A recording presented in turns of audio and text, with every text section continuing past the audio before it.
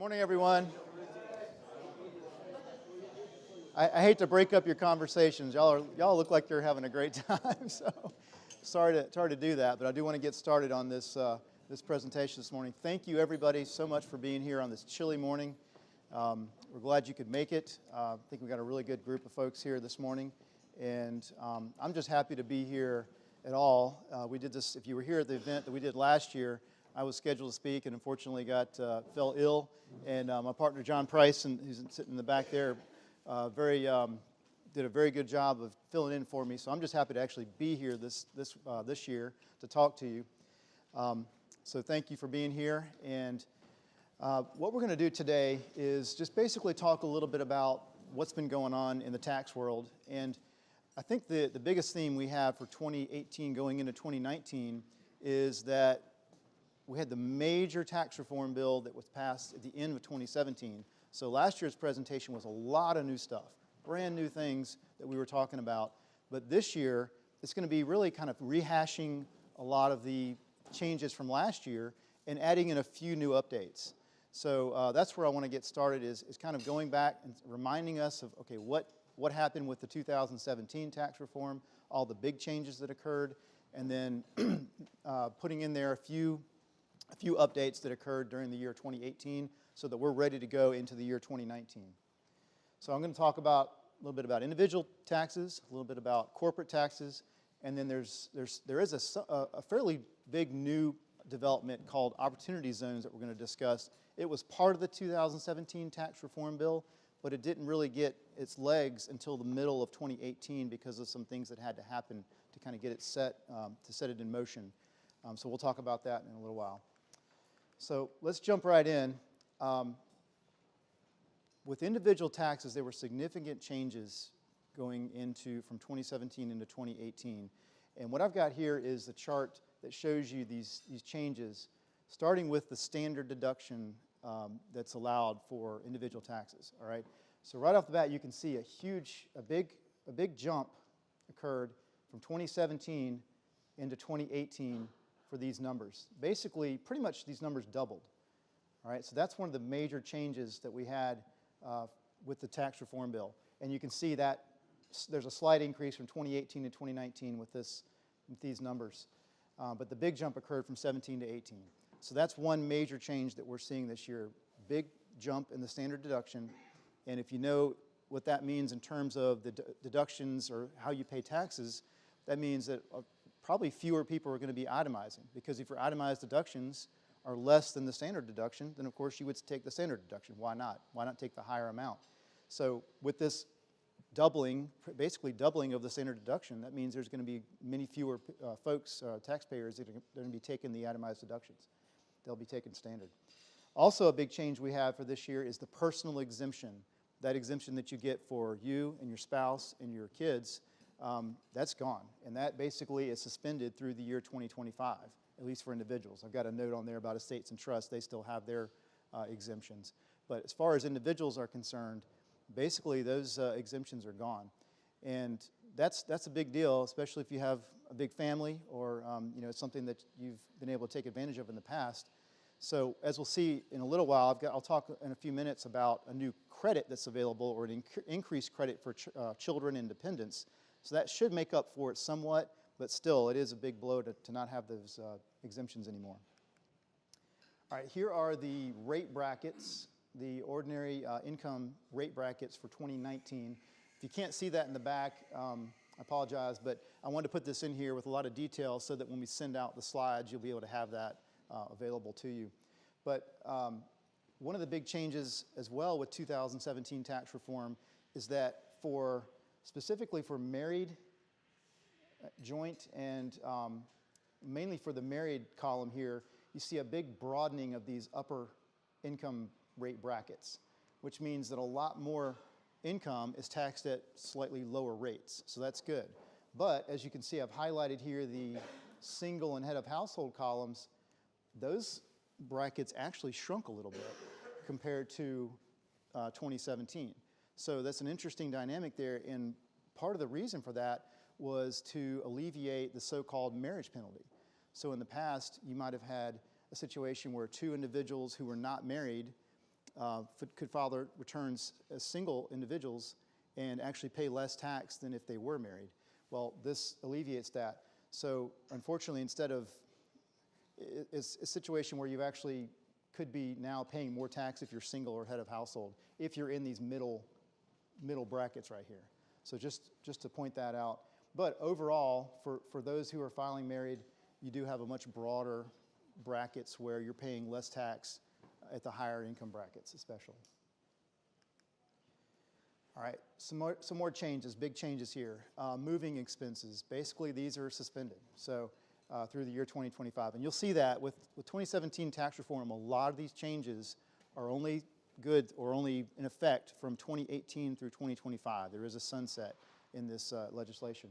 So moving expenses in the past, if you moved more than 50 miles, it was moving for a job change or some other reason like that, you could deduct your moving expenses, no longer available, unless you're in the military and you have orders to move, and then you're eligible for that deduction.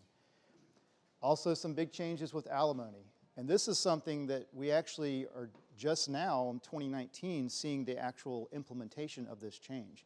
So before 2018, if you had an alimony agreement with an ex-spouse, generally the spouse who was paying the alimony could deduct that, and the one who was receiving the alimony was taxable on that alimony. Now, any existing agreements that are in place are grandfathered, so it won't affect anything in the past.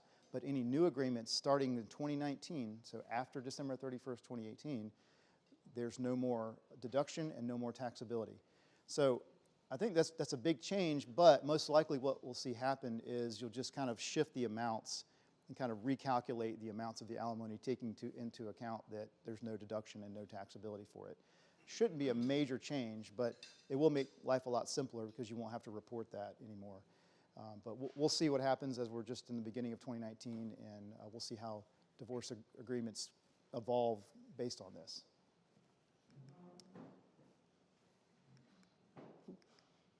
All right, so another change, big change to itemized deductions. And with medical expenses in the past, throughout the whole time I've been doing tax returns, medical expenses, to be able to deduct them, you've always had to have a minimum amount based on your gross income.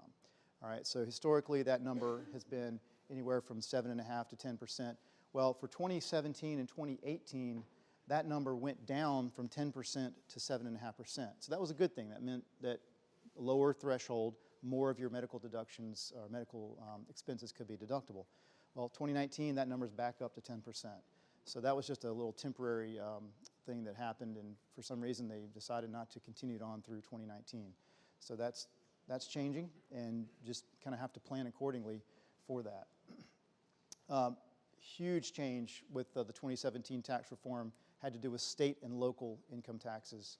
Now this is a big change because it's going to affect a lot of folks, because if you think about the type of deductions that you can get here, we're talking about state income taxes, property taxes on your house, property taxes on your car, and especially in high tax states. We're kind of a moderate tax state here in South Carolina, but tax states like California, New York, if you have business there, if you have, for some reason, you're paying income taxes in those states, the rate's pretty high. So unfortunately, what's happened here is it's not an elimination of the deduction, it's just a limitation. So that deduction now is limited to $10,000. All right, so no matter what you have, if you're paying even $50,000 of combined state and local and property and house and car and everything, you can only deduct $10,000 of it. That's the max. Yes, sir? If you have property taxes on like an investment property, would that be included in that, or that still goes on? Right there, your answer. The question was, excuse me, the question was if you have investment, property tax on an investment property, like a rental property, the answer is anything that's property taxes on a trade or business or a rental, that's still fully deductible, so it doesn't affect that. So yeah, good question. What's that? Right, if you're filing a rental property on Schedule E, that is still, that property tax is not subject to this limitation, the $10,000, correct. So again, this is something where we're going to have to really pay attention to this moving forward, because this can affect, especially if you have a high income individual, they're paying a lot of state income tax, and also up in the northern states where the property tax is really high. There's there's folks, we have a few clients where just their property tax on their house exceeds the 10,000, and that's it. That's all they can deduct. They're done. All right, big change also with mortgage interest. So in the past, the mortgage interest limitation, you could deduct mortgage interest on your primary residence and your secondary residence of up to $1 million of principal, the interest on up to $1 million of principal. Now that number has come down to $750,000. All right, so basically, if you had debt incurred before December 15th of 2017, you're grandfathered in.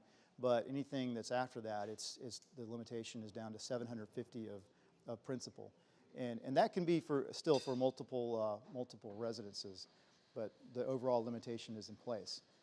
Home equity lines. This is something that did evolve throughout the year. When the 2017 tax reform bill was first passed, everything we saw and we interpreted as professionals looked like home equity line interest was no longer deductible. It was just a cutoff. Cold turkey, no more. But the IRS, as you can see in February of 2018, issued a new release that said basically they're just limiting home equity line interest to only the principal that's used to acquire or to refurbish or renovate a primary home. So it is still deductible and subject to the same limitations. It's lumped in with everything else under the $750,000 limitation. So, and as you can see at the bottom there, these provisions are both effective for 2018 through 2025. So we will see these, eventually they will expire, but for now they're in place.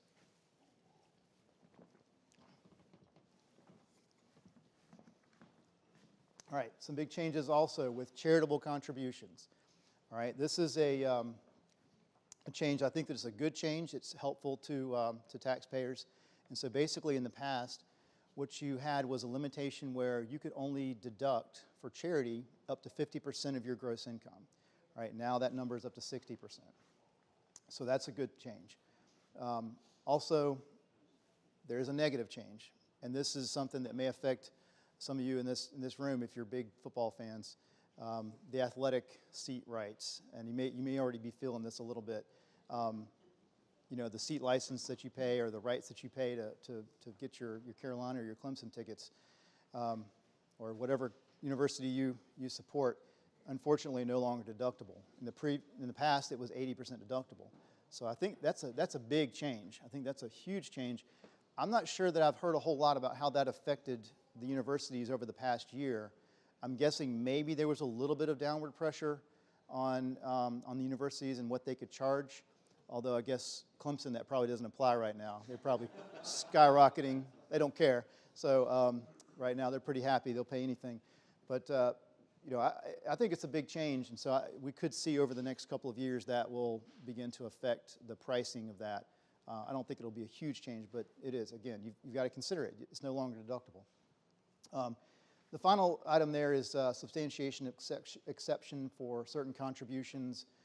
This is probably won't affect too many folks too much, but basically there was an exception for anything under $250 that didn't really have to be substantiated. That's no longer in place.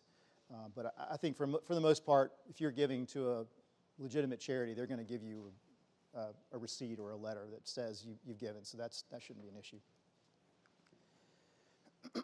All right, a change with casualty losses. All right, now a lot of us experienced this firsthand about 3 or 4 years ago with the 3.5 years ago with the flooding that occurred in Columbia, and we had several clients that took advantage of this casualty loss deduction. Well, unfortunately, this is suspended through the year 2025 unless you are in a federally declared disaster area. So, thinking back to the flood of 2015, that was a federally declared disaster area. The hurricanes that have occurred, they generally get the disaster declaration.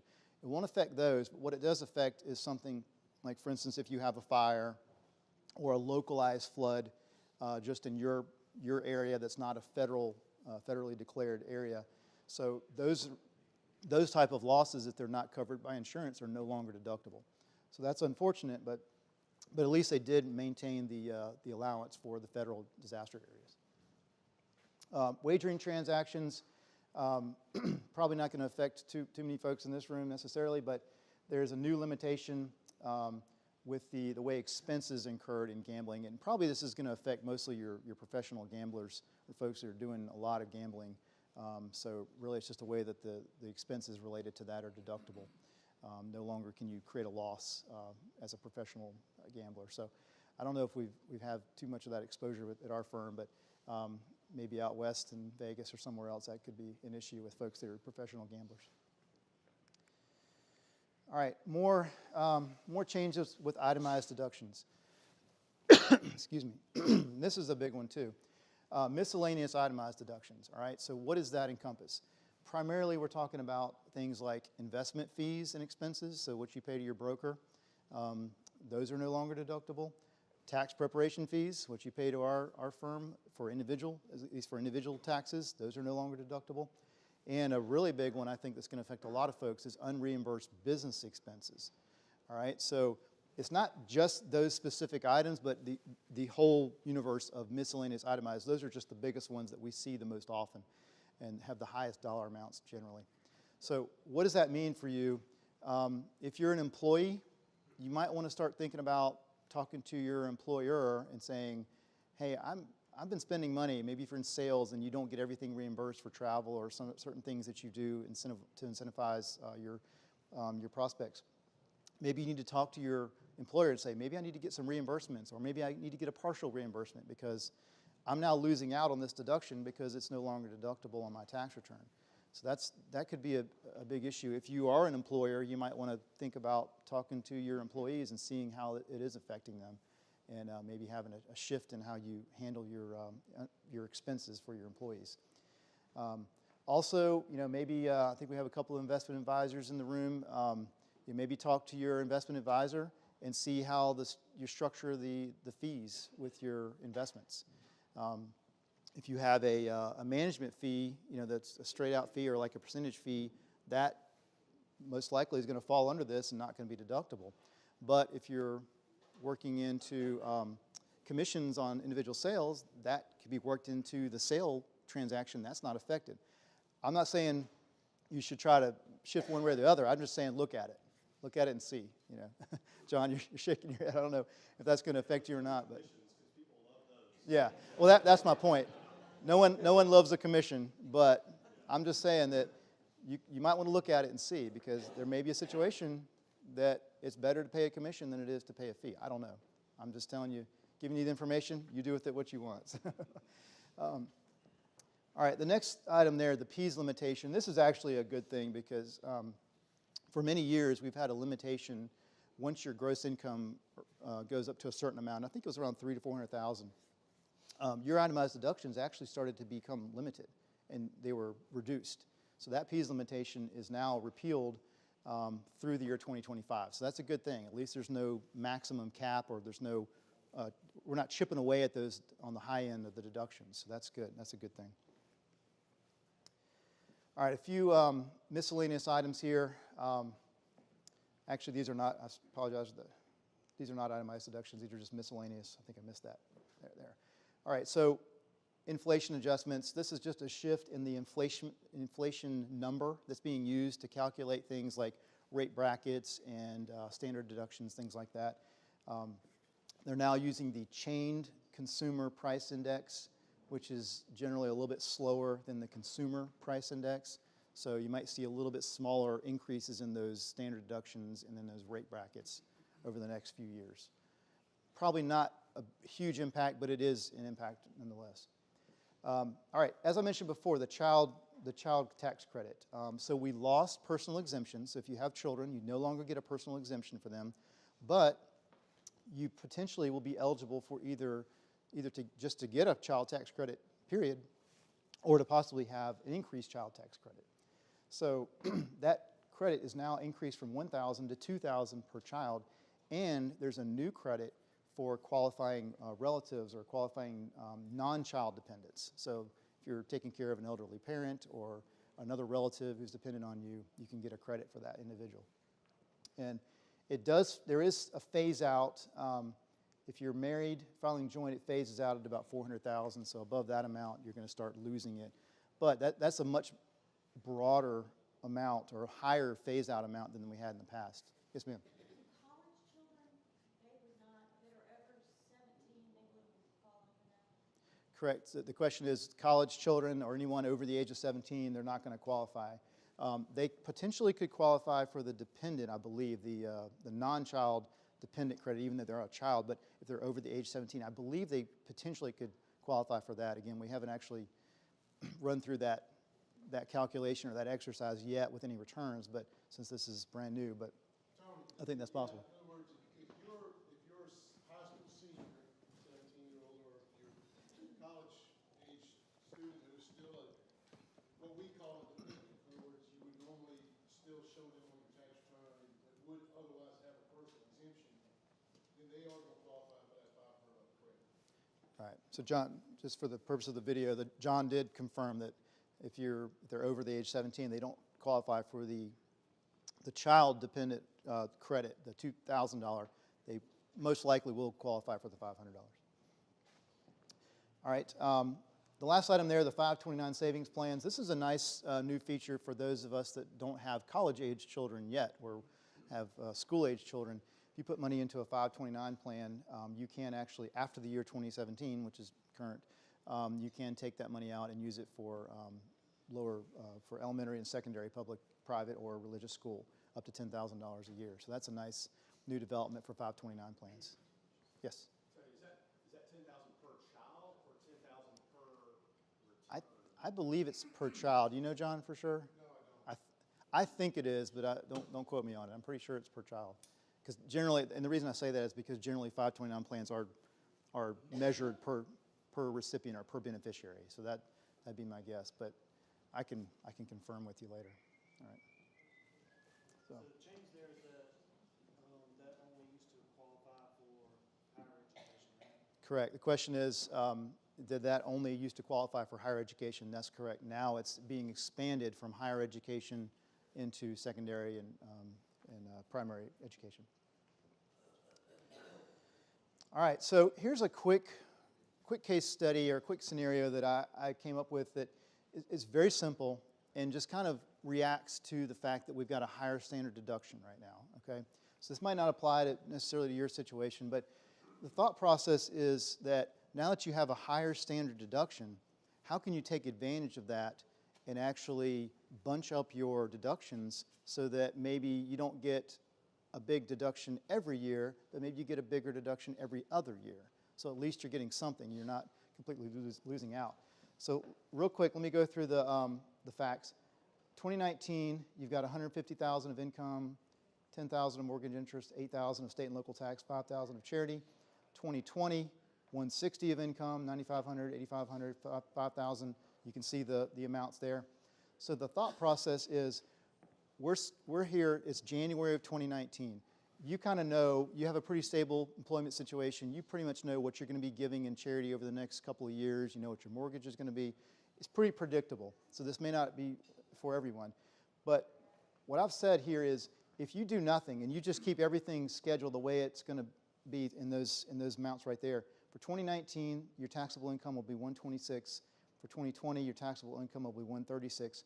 And if you see here, that number, that 24,000, I didn't adjust it for the inflation. Sorry, these are old numbers, but they're still approximate. The 24,000, that's the standard deduction. All right, so that's a pretty straightforward situation. That's what your taxable income is going to look like. But let's say you take this charity number. All right, let's say that $5,000, depending on who you're giving it to, let's say you hold on to it until January of 2020. Excuse me. And you donate that $5,000 in January of 2020 in addition to the $5,000 you were already planning to donate in 2020. How does that change your situation? Well, all of a sudden you've got more itemized deductions than the $24,000 of standard. You've got $28,000. So you've got, instead of $136,000 of taxable income, you've got $132,000. You just reduce your taxable income by $4,000. So again, there's kind of a limited window to do that. If your itemized deductions are well above the standard, this isn't going to work for you. But if it's a situation where you're kind of teetering on the edge of that standard deduction, why not look at multiple years out and try to bunch those deductions? The same thing can be said for things like medical deductions. If you've got elective surgeries or things that you've you're able to control when, obviously if there's an accident or something, you can't control that, but if there's medical procedures or things that you can control, how much out of pocket, you can bunch those and try to get over that 10% threshold and get yourself more deductions that way as well.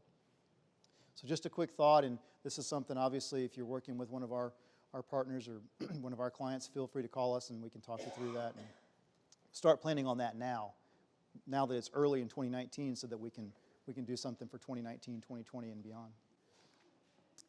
All right, so let's talk a little bit about corporate tax changes.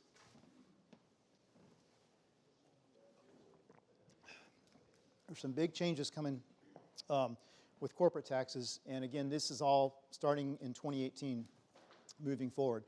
So, major item that got most of the headlines was the corporate tax rate. All right, the corporate income tax rate. This is for C corporations. These are the type of corporations, mostly big companies, but some smaller companies as well, that these companies pay tax directly from corporate income. All right, so the rates in the past, the old law was they were graduated up to 35%, and the new law, you got a flat 21%. So that's a really nice reduction and a really nice feature. Also, the alternative minimum tax, AMT, is something that as accountants we actually hate to have to deal with, but it's a reality, and it still exists in individuals, but at least for corporate taxes now that's gone.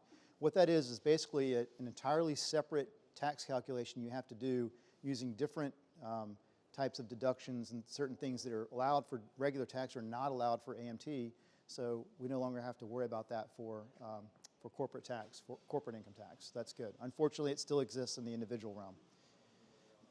And this, as you see at the bottom, that is a permanent change. Unless Congress acts again, this will not change. This doesn't expire in 2026, like the other items.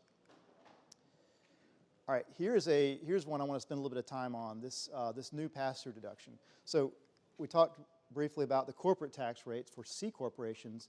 Congress said, okay, if we're going to help out C corporations, then we need to do something for other types of corporations, pass-through type entities, which is really what probably a lot of you in here that are business owners are probably using a pass-through entity. Most what we call Main Street, since we're on Main Street, let's call them Main Street companies, are typically organized as pass-throughs versus larger corporations tend to be the C Corps. This is for mostly smaller companies. So in the past, didn't exist, no deduction. Now, under the new law, you've got a 20% deduction. It's eligible. The eligible entities are S corporations, partnerships, and sole proprietorships. All right. There's a lot of rules and regulations surrounding this, but at its basic level, the qualified business income from a trade or business means you're actually operating a business. You get a 20% deduction, straight off the top.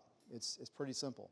So where the complexity comes in, though, is when there's some limitations on this based on your income. All right, so I'll talk about that in a minute.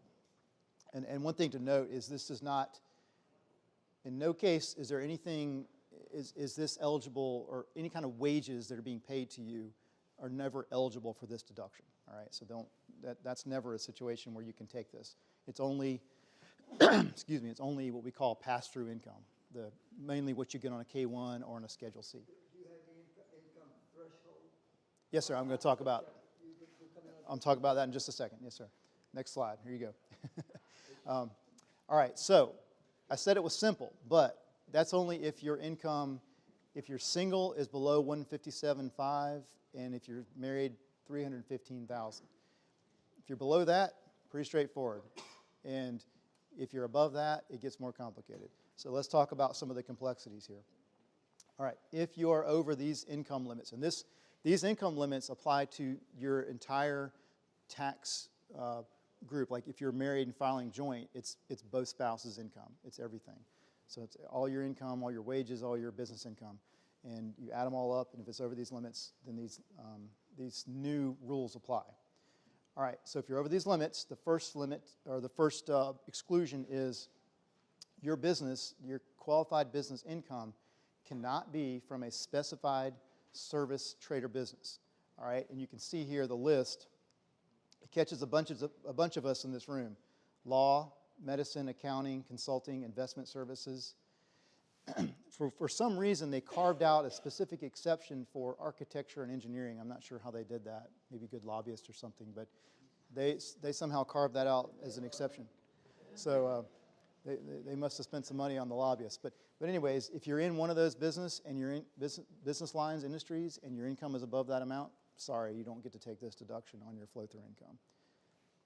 The second item is, let's say, okay, you got the income over the amount. You're not in one of those trader businesses. You're in something else like manufacturing or hospitality or something like that. You're only allowed to take the deduction if your business has W-2 wages and or tangible property. Now, if you think about the types of businesses that are not on that list, again, think about a manufacturing facility. You're going to have employees, and you're going to have a lot of property that's on your books, because what you got to have machinery and equipment and people to run those machines and equipment if you're going to manufacture something. So most likely, I think this is not going to affect too many folks, but it is still a calculation that needs to be done. And I think we've got to look at it and plan for it. Now, there is a phase-out range once you get above these income amounts, and it's $50,000 for single and $100,000 for married. So really, the actual phase-out is what 207.5 and 415 is the true phase-out, or the true zero amounts. But it does phase out as your income gets above those amounts. Now, this is one area we do have some new updates. So what I previously told you was all in the 2017 tax reform bill. This new item, or these new updates, came about in August of 2018.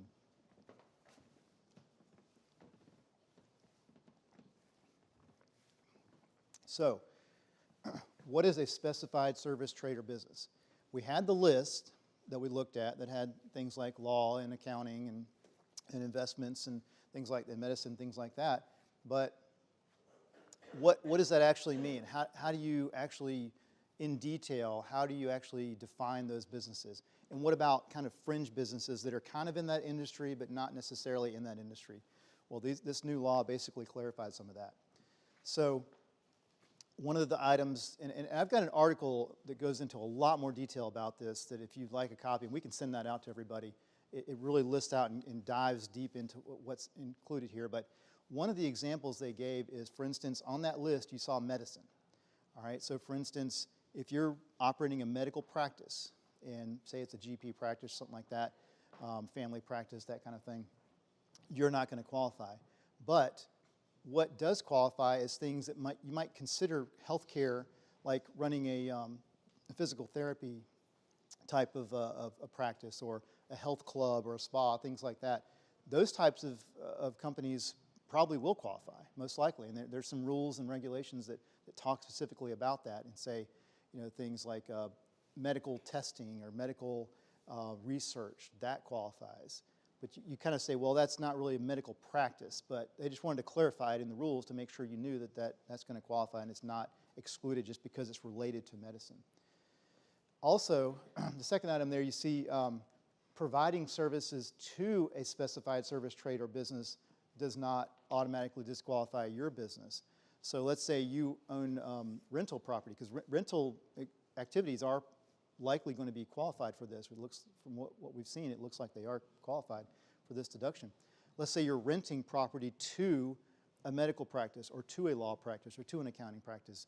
That does not disqualify you just because you're doing business with a disqualified type of business, all right? Or if you're providing other types of services to someone who's disqualified.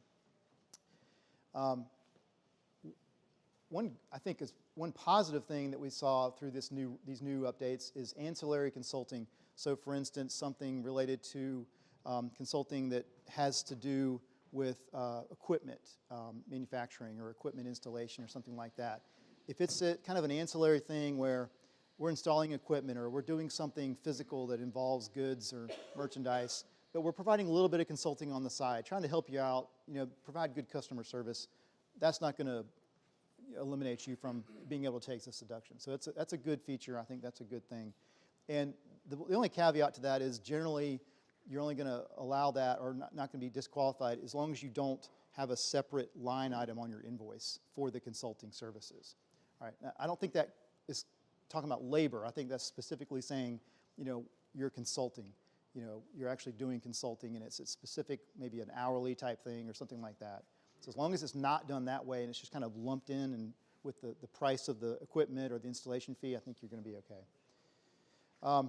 Hybrid businesses, there's an exception that was put into the regulations. So if you have a business that is clearly doing both a not allowed business and an allowed business, well, if you meet these exceptions, under 25 million of revenue, if the not allowed portion is under 10% of your gross receipts, you're good. It's kind of a safe harbor, de minimis rule. If you're over 25 million, as long as no more than 5% of your gross receipts is the disallowed activity, then you're in good shape too. And you can take the deduction on the whole amount. Now, very interesting development, I thought, one of the most interesting things I read in this new regulation is that there's a phrase at the end of the rule that says, any business, let me see if I had it on here or not. I don't think I did. Okay.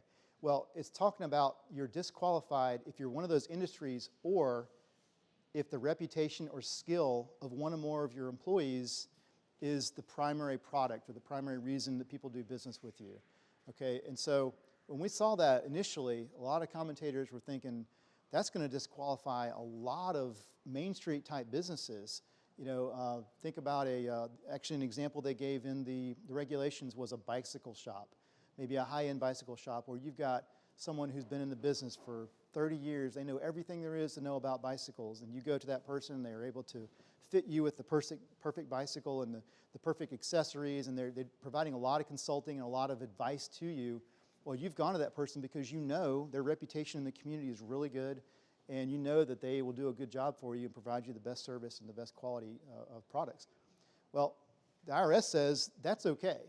That actually does not disqualify that bike shop from taking the pass-through deduction, which I thought was really interesting. What they said does disqualify you in terms of reputation and skill is primarily they focused on celebrities. So I thought that was really an interesting thing. It's very, I think, taxpayer friendly, at least for us common folks who are not celebrities, that basically if you're not, unless you're getting paid to endorse a product or paid to appear at a grand opening or something like that, or whatever it is you're doing, or you're in a commercial or something like that, unless you're doing one of those things, then you're okay in terms of that one test.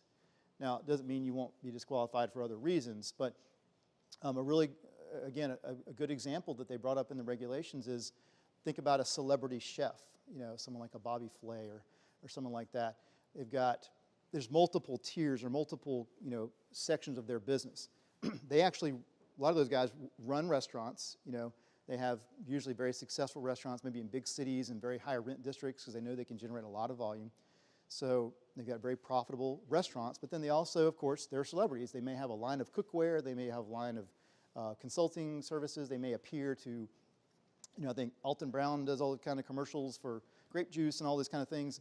Those kind of things, of course, are not going to qualify. But just because you're doing those things, it doesn't disqualify the restaurant side and the actual business that you're running, or if that person happens to own, a piece of a manufacturing company or some other type of company that does qualify. So just because you're a celebrity doesn't disqualify your other lines of businesses.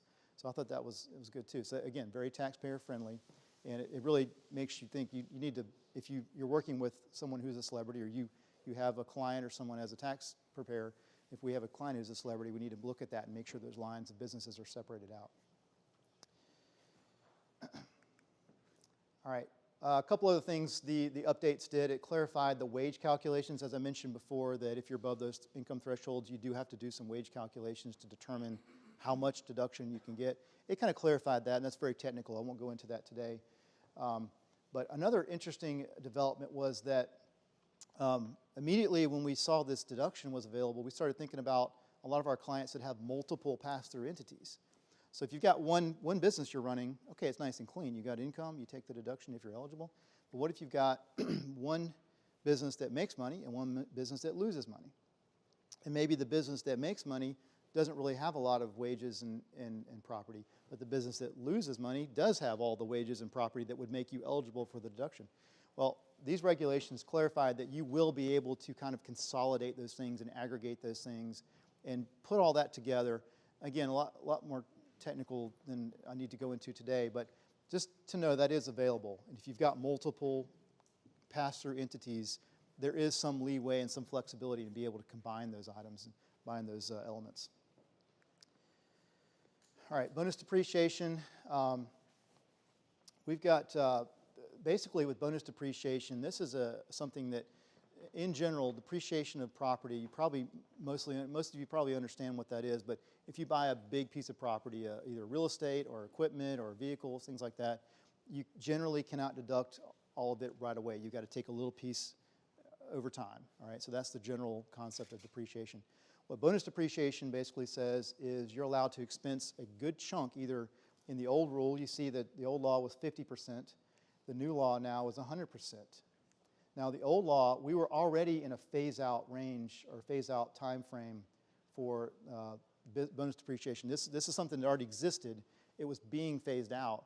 The tax reform law basically extended it for several more years through the year 2028 and allowed it to go from 50% up to 100%. So that's a big deal. When you've got some equipment that you're trying to deduct or you're purchasing, being able to deduct it immediately, the 100% of it is a really nice feature. It can tremendously help with cash flow. If you're putting a lot of cash into something, you're not really financing it or you're financing a small portion of it, that cash is gone. You want that deduction now. You don't want that deduction 10 years from now. You want it now because that cash is gone. So this really helps out from that perspective. Another big change with this is in the past, only new items were allowed for bonus depreciation. So it had to be brand new. You couldn't buy a used piece of equipment. Now, you can have new and used property. So you can take this on a used piece of equipment or a used item. So that's a new thing. In general, in the past, there were personal property and limited types of real estate improvements, not necessarily the building, but maybe the improvements were allowed.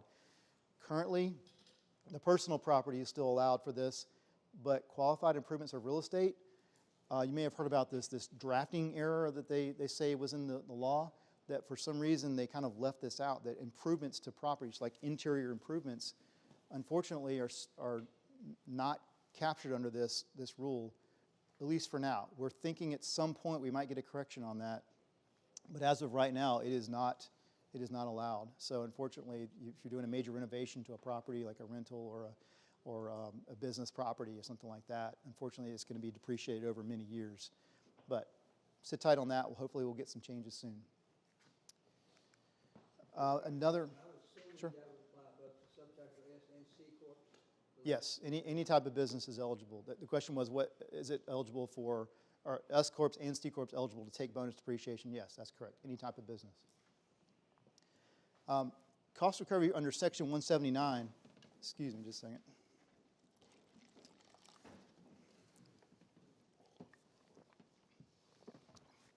This is another law that's been around for a while and basically was expanded by the tax reform rules. All right, so Section 179 is slightly different from bonus depreciation in that basically there's just a dollar limitation on what you can take in terms of immediate expensing. So it's very similar to where you immediately expense the price of equipment, various types of property that you purchase, but instead of just being a percentage of the basis, you can take any dollar amount up to the limits. All right, the old limits were, well, let me show you, I've got a chart here. Let me flip to that real quick. The old limits, starting in going through 2017, the maximum deduction was $510,000. All right, and now 2018 and forward, and I don't know if we have the 2019 inflation adjustment amount yet. I'm sure it's out there somewhere, but I don't have it in this presentation. It's $1 million. So it effectively doubled that amount that you can take. All right, now, the only caveat to this, the only rule related to this is generally going to be for your smaller businesses, because once you have more than $2 million in the past, or this year for $2.5 million of property that is being put into service, once you get above that amount, you're no longer eligible for this deduction. All right? You said that's based on taxable income? No, that's the property that you put into service. So if I put in over $2 million and $30,000, then I can't deduct anything? You cannot take Section 179. Yes, so the question is, if you put into service property over this for 2019, it's going to be 2.5 million inflation adjusted. If you put into service that much property or more, then you're not eligible for the Section 179. I'm not going to repeat that. But remember, you've got the bonus depreciation. There's no limitation on the bonus depreciation, so you'll be able to take that. Mr. Kroger, I know John's going to take good care of you on that, so he'll make sure you get your full deduction on that. But under Section 179, again, this is something that's, I think, a very positive thing because, again, kind of the small business community, unless you're running a major manufacturing type entity, you're probably not going to put more than $2.5 million of property into service with most small businesses. Now, there are exceptions. So this is a very good thing. Just real quick, going back here, again, the old law, under the old law, you had some real estate property was allowed, but nothing for rentals, and the deduction was limited to your taxable income. So in other words, you can't take Section 179 in excess of the income that you have. Yes, sir. Have y'all heard any rumblings of what South Carolina's gonna do as far as following any of this? I know they did pass the conformity law. The question was, what is South Carolina going to do with this? They did pass the conformity law last year, but John, did they adopt these limits? You're going to take, and I was going to Tony, bring this up, the difference between 179 and bonus depreciation, specifically for South Carolina follows federal for 179, but they don't for bonus. Right. So, for nothing, if you were able to take 179, you take that first. Because that Right. federal and South Carolina is the same treatment. If you aren't able to take 179 because either your taxable income or, if you're over the $2.5 million, you can still take the bonus, obviously for federal, but South Carolina doesn't recognize the bonus depreciation. For South Carolina purposes, you just depreciate it like you normally would over its normal useful life. Right. So just to repeat that, so again, for the benefit of the video, also, as actually something I was going to cover, but you covered it very nicely, John, that basically South Carolina does allow the Section 179, and the limits are the same, right, John? Yeah, there's no change in the limits. I think that might have been what your question was. The limits for federal and South Carolina are the same, but South Carolina does not allow bonus depreciation. So that's why we typically say, if you are eligible for Section 179, that generally is preferable because you don't have to adjust it out for South Carolina purposes. So that's a good feature. Also, something new this year is for Section 179, we are allowed to take some new real estate items for Section 179. The improvements, I think, in the past typically had been, but also there's interior improvements, but there's a new allowance for exterior improvements. And the items here, you can see your roofs, HVAC, fire protection, alarm and security systems. That's all brand new, and that was never eligible for Section 179 in the past. So I think that's a new feature that a lot of folks will be able to take advantage of. All right, there's a chart, and again, you'll all get a copy of this. You'll have that. All right, for the bankers in the room, interest expense limitation. This might affect some of the things that you do, but also for the business owners. In the old law said that basically if you had interest related to your business, you're financing something, you're financing property, you're financing operations, whatever, that interest was deductible as long as it was business related.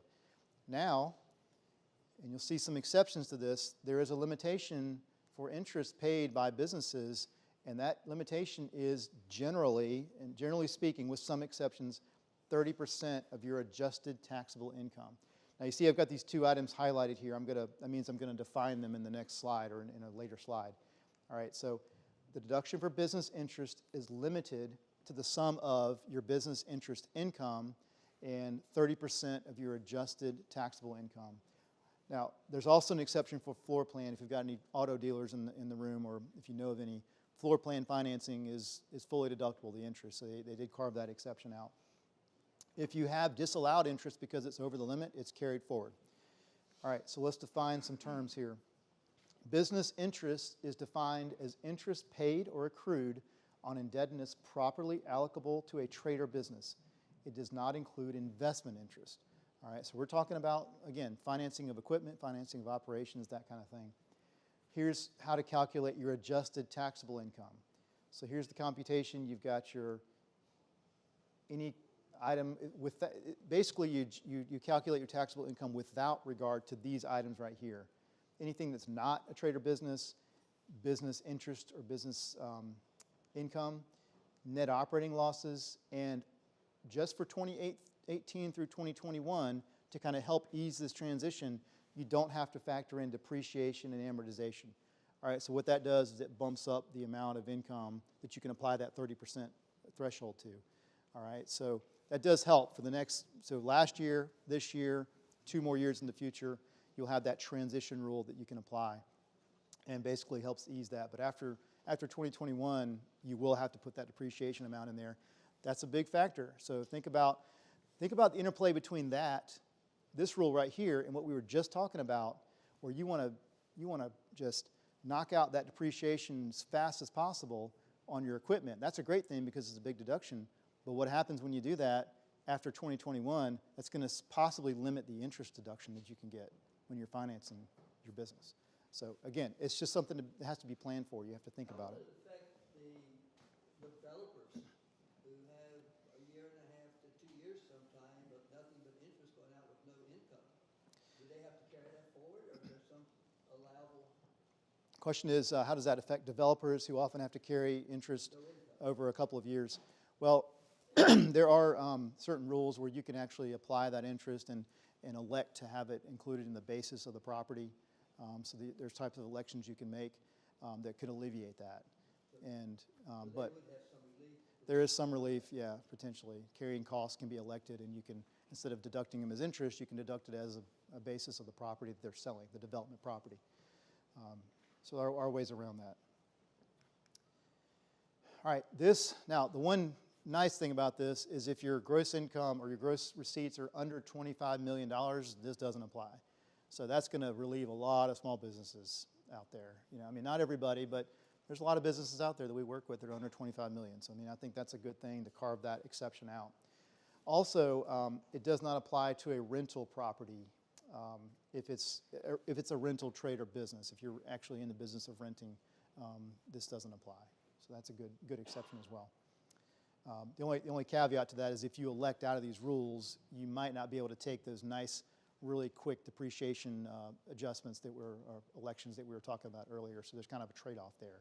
So again, you might have to look at it and see which way is going to work better for you.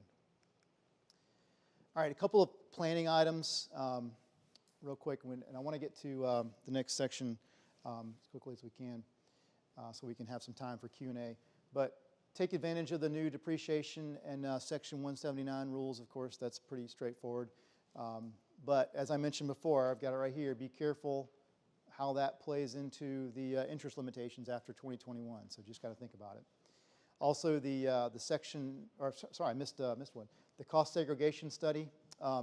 That's something that we've done a lot of these for clients in the past. And if you're in real estate and having exposure to real estate, you might have heard of this.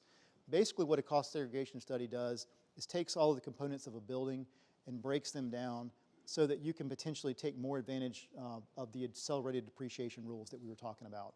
So generally, commercial real estate depreciates at 39 years. That's a long time to depreciate a property.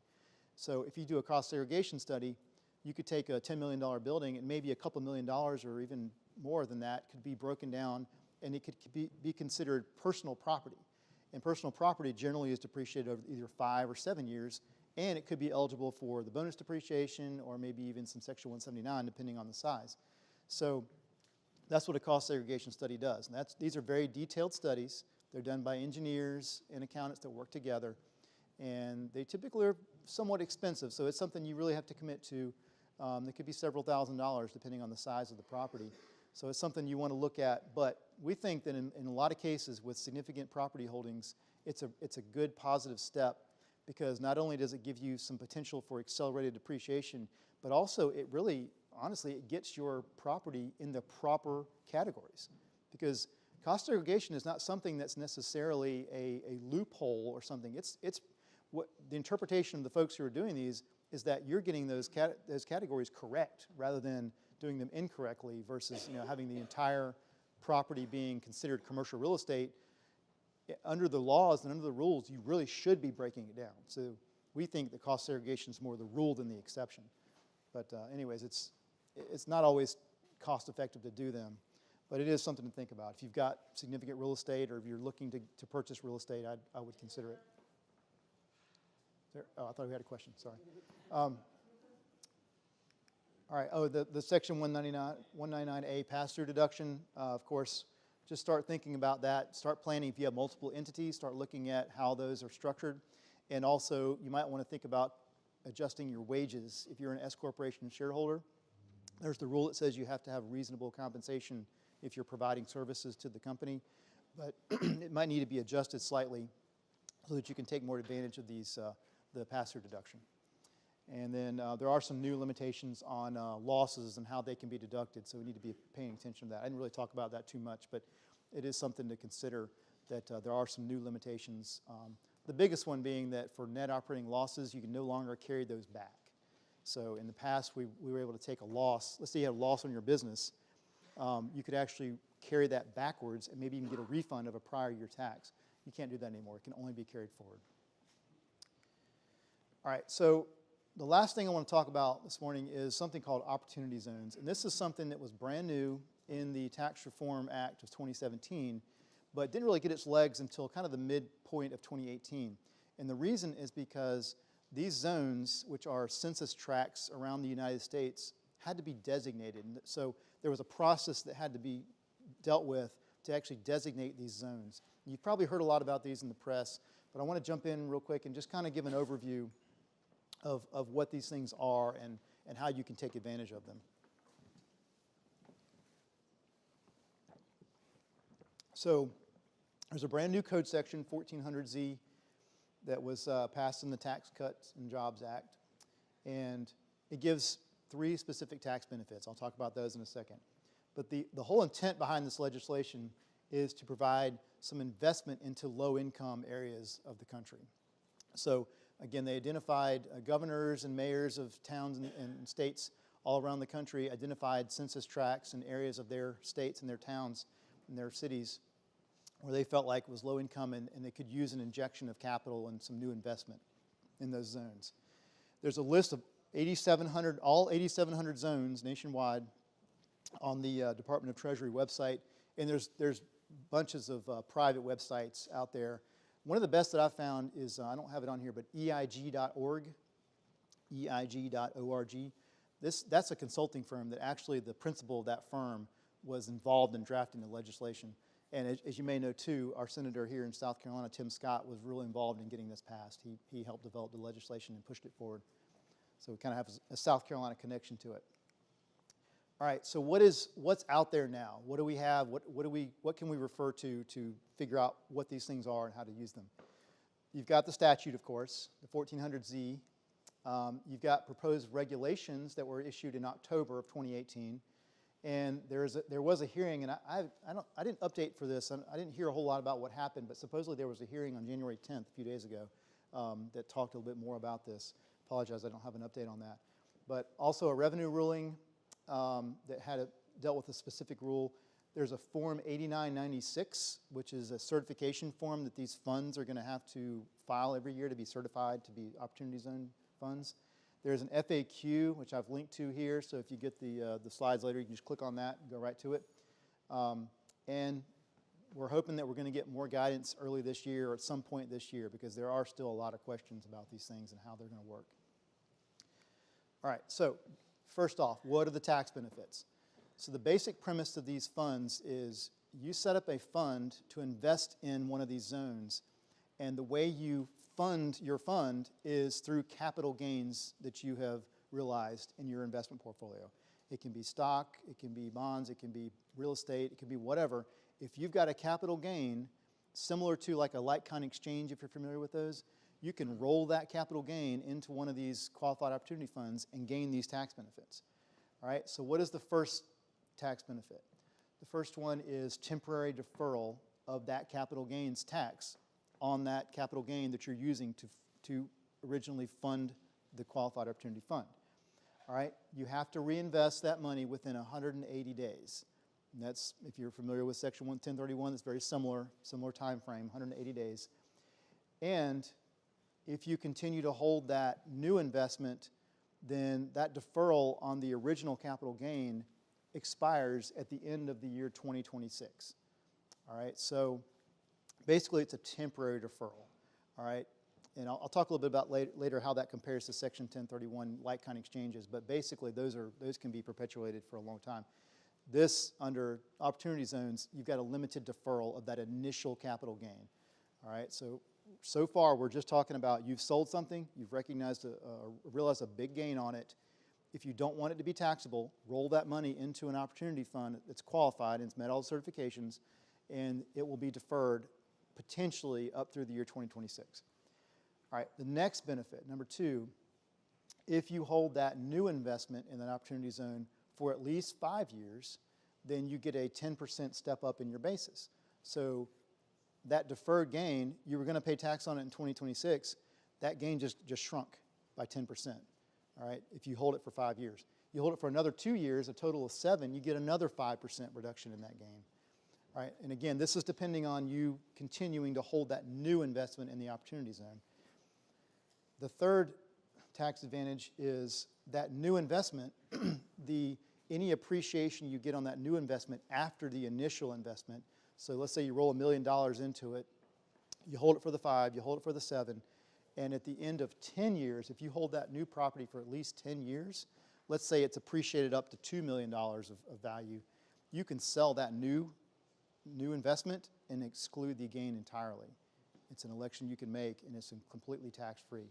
So that's very powerful. If you can get into the right situation and find the right type of investment and have the right type of capital that can be put in the form of a capital gain, this could be huge for a lot of folks. These funds are starting to pop up, and a lot of the major players in the investment world are setting up these funds.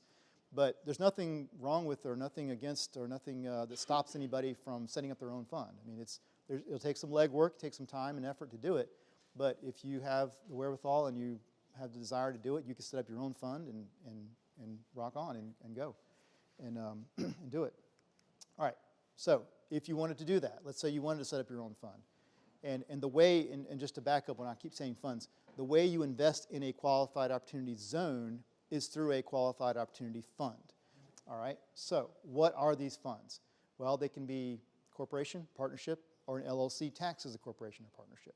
All right, so there's no sole proprietorships allowed in this, but it has to be some type of an entity. Also, the governing documents of the entity, the articles of incorporation, articles of organization, and so on, have to specifically reference that this entity is being set up to invest in opportunity zones and to be a qualified opportunity fund. All right, so here's a list of items. You got to say this is what I'm going to do. Give a description of the expected scope of investments. It doesn't tie you down, but you say, okay, I'm expecting to invest in real estate, or I'm expecting to invest in something else. A plan to adhere to the statutory and regulatory requirements, including your annual filing of the 8996 tax form and then actually filing the form. And you cannot file it with an amended return, so you got to make sure you do this up front with an original return. Yes? Is there a first expenditure rule that would trip you up? So let's say you purchase some property and you're planning what to do with it, and then you discover, wait a minute, we're in an opportunity zone.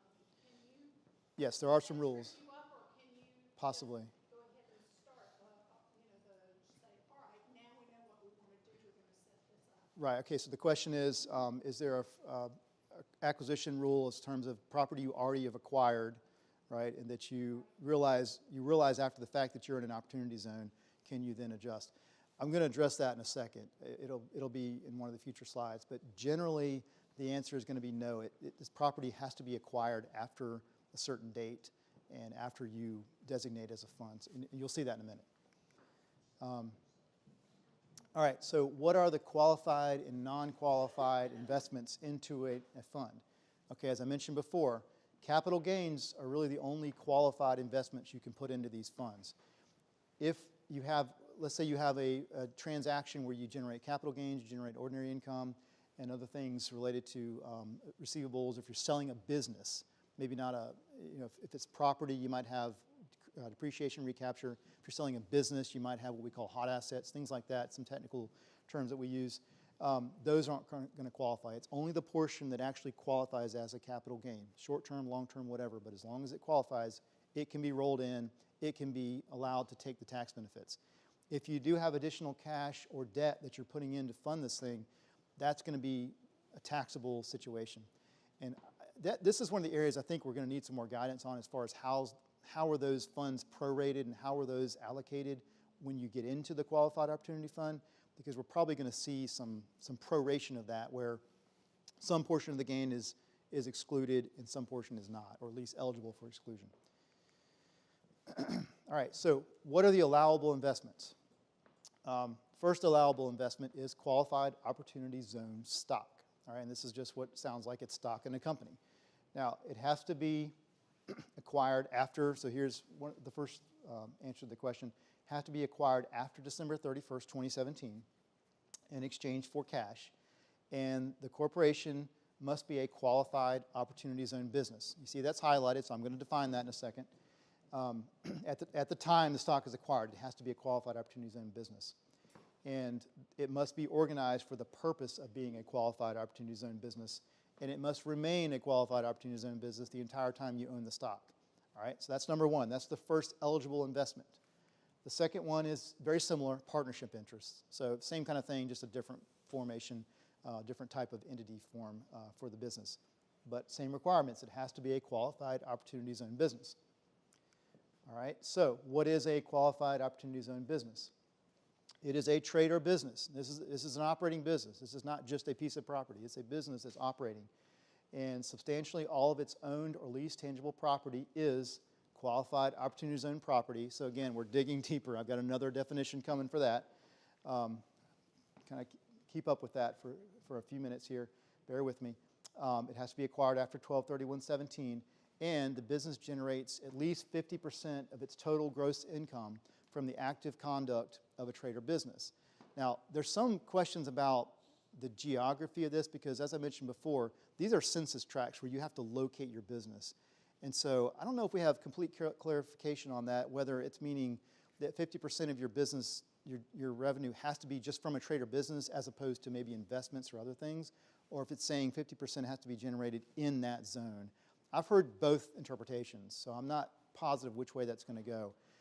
Certain types of business, it doesn't matter. If you're running a hotel, all your income is generated right there in that hotel. Versus if you're running a manufacturing company, you could say, well, if you're shipping your products all over the country, all over the world, are you generating that income in the zone, or is it being generated where your customers are? So there's still some questions that have to be answered there. The third thing is business uses a substantial part of its intangible property in the active conduct of a trade or business. So I think the main thing here is you got to think about is this can't be like a licensing arrangement or a trademark or something like that where you've got intangibles that you're getting royalties on. So you cannot do that. And then also less than 5% of the original tax basis in business property is non-qualified financial property, so financial investment type property. So they're trying to avoid you taking your investment portfolio and putting it in an opportunity zone, I think is the whole idea there. Looks like it'd be best just to set up a separate S or LLC just and do for that business. And Absolutely. corporation. Yes, and that's the whole idea.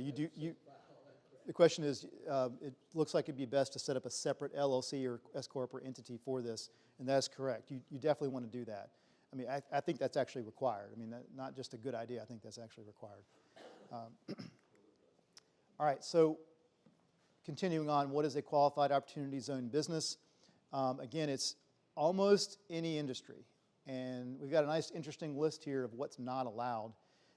Some people define, and farmland's the first one in there, which I thought was interesting, but the other list is what we call, they've been described as sin businesses, which I'm not sure where that description came from other than maybe the gambling, but you cannot have a private or commercial golf course or country club, massage parlor, hot tub facility, suntan facility. And I didn't come up with these. These are out of the regs. These are out of, so racetrack or other facility used in gambling, and any store, basically a liquor store, is not allowed for this. All right. So I thought the farmland one was interesting. but I guess it makes sense because they're looking for more commercial type ventures. They're not wanting folks to put farms, didn't generate as much capital investment. Maybe that's the thinking, I don't know. The golf course one, I guess it's pretty obvious. They don't want a bunch of rich guys to set up their own golf course and avoid taxes on it, like a private golf course. So I guess maybe that's the exception there. I think the other ones are pretty self-explanatory. All right, so what is the definition? As I mentioned before, we had the highlighted term there. What is the definition of a qualified opportunity zone property? This is tangible property that the opportunity zone acquired after 12/31/17. So if you acquired it before that date, it is not eligible regardless. And it meets the additional following qualifications. All right, so a couple of terms here we'll define in a minute. Either the original use of the property originates with the fund, or the fund substantially improves the property. All right, I want to spend a couple minutes on this because this is an interesting dynamic, and I think there's still some questions that need to be answered in this area. And you can see the other items there. Substantially all the fund's holding period, substantially all the use of the property was in the zone. So of course it has to be in the zone. That's pretty obvious. In the case of real estate, that's not really a big deal because real estate is where it is. If it's in the zone, it is. And if it's not, it's not.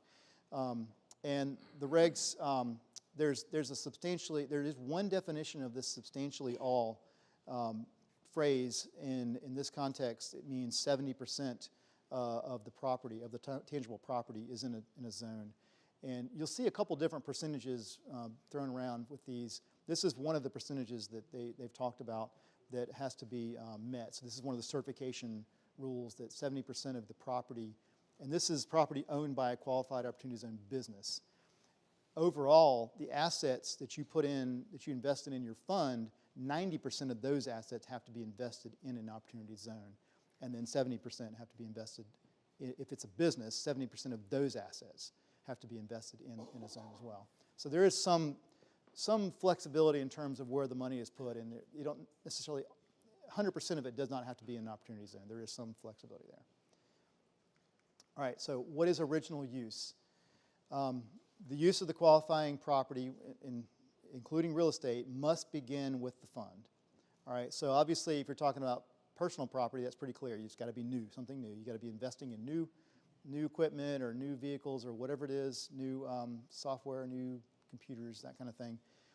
And used property does not qualify, except if you substantially improve the property. Okay, so this is generally related to real estate. This is one of the rules, and so this might go back to your question as well.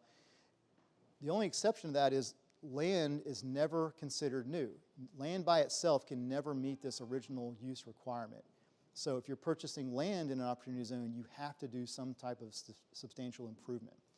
All right? So, or if you're purchasing a building, an existing building, like the building we're in here has been around for many, many years. They obviously updated it. It has to be a situation like that where you're doing substantial improvement to the property. You can't just buy an existing piece of property, a building, even if the building is turnkey and you can move right in, that doesn't qualify unless it was just built by a developer. So it's kind of, I know there's a lot of different variables floating around there, but kind of the different scenarios are, if you buy land, you got to build on it, you got to improve it. If you buy an existing building that's not ready for occupancy or not ready for your occupancy, you've got to do substantial improvement to it.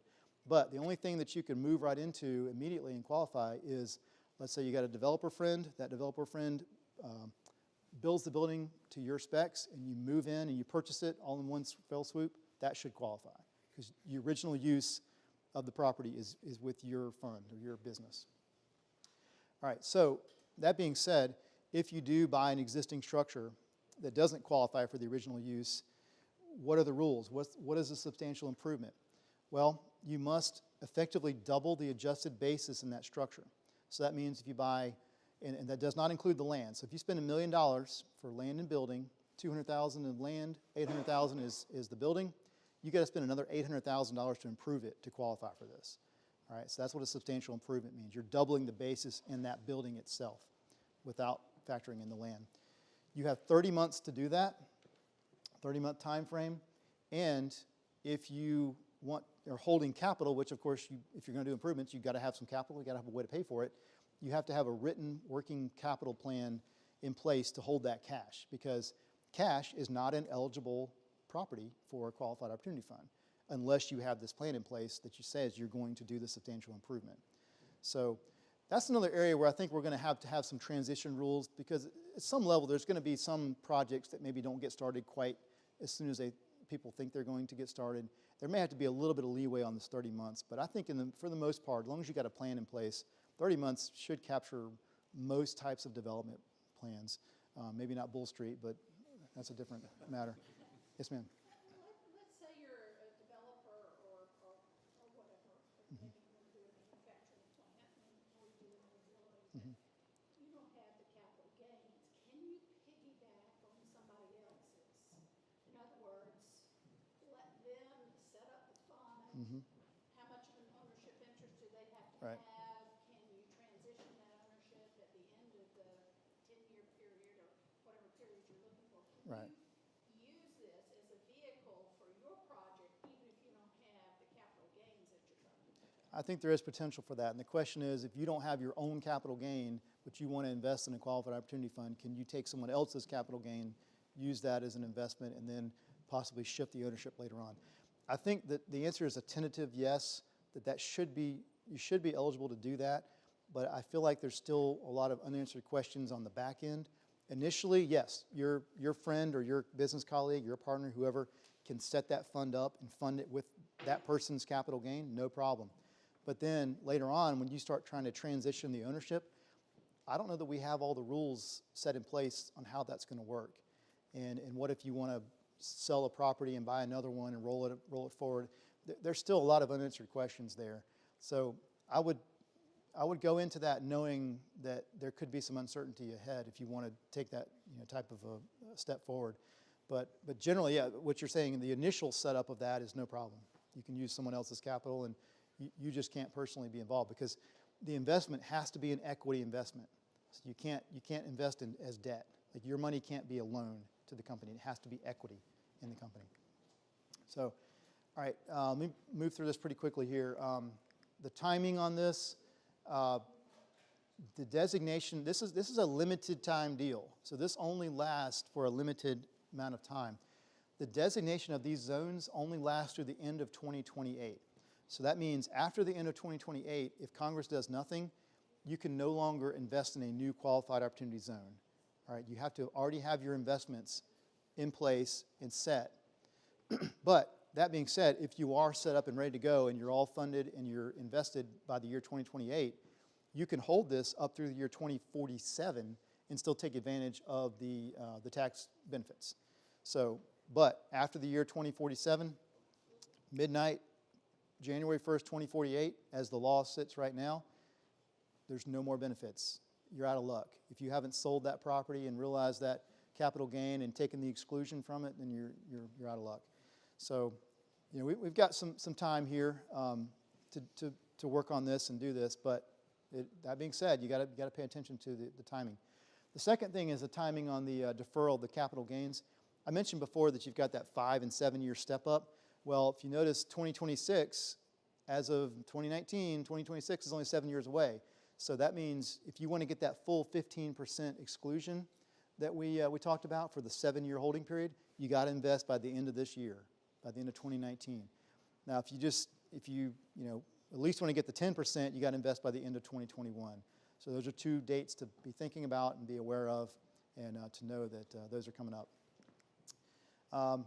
Again, open issues. Maybe this will address some of your question. Can the funds merge or divide? We don't know. We don't know how that, and changes of ownership, that's kind of an open thing that we just don't know how that's going to work. We do anticipate new guidance at some point this year, and it should address things like potentially what does substantially all mean, wherever it's put. And they have one definition as 70% in the qualified opportunity property, but there's other places where it's used for different reasons. We don't know what that substantially all means. What other transactions may trigger the inclusion of gain? So what other things, again, is there a change of ownership to a person that didn't have capital gains and skin in the game? Does that trigger tax? We don't know yet. Possibly. That's possible. Yes, sir. Will the zones change over a couple of years, or they just kind of Possibly. That goes back to these dates here in 2028. At the end of 2028, we could see a shifting. So hopefully what we'll see is a lot of these zones have had a lot of capital infused into them, and they're no longer eligible. They're no longer meet the requirements as a low-income community. They're a high-income community or whatever.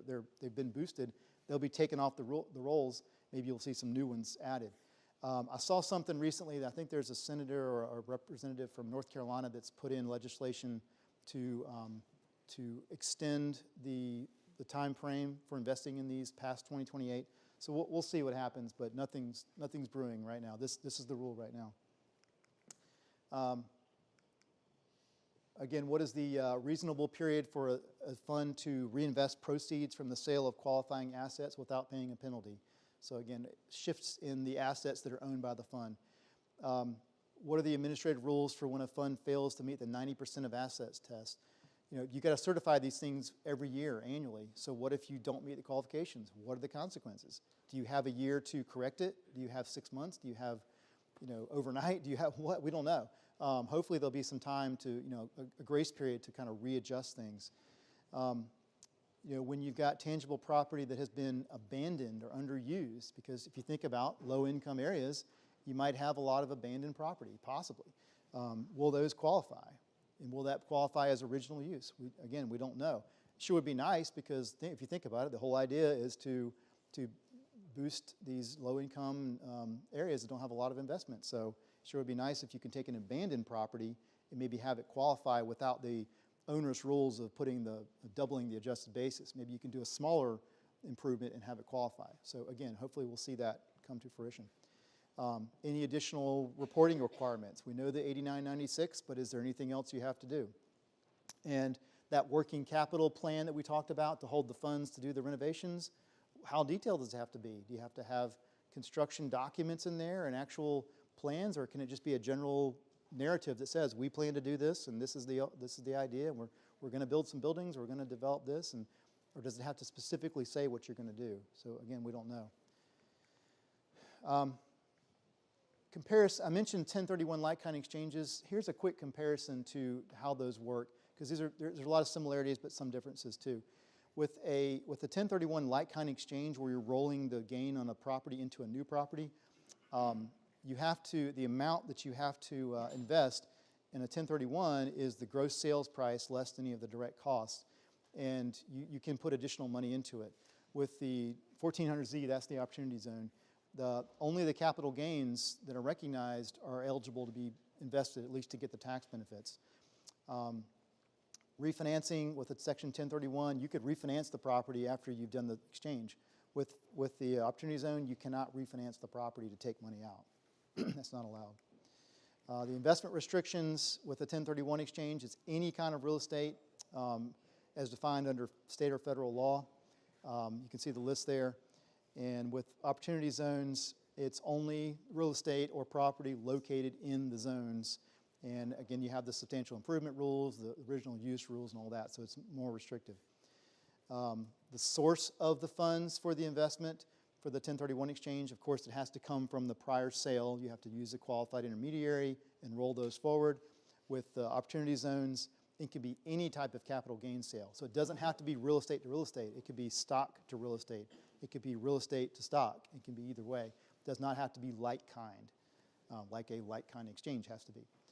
The timing of the investment, very similar here, 180 days for both of those, although with Section 1031, you do have the 45-day identification period. I don't think I have that on here, I apologize.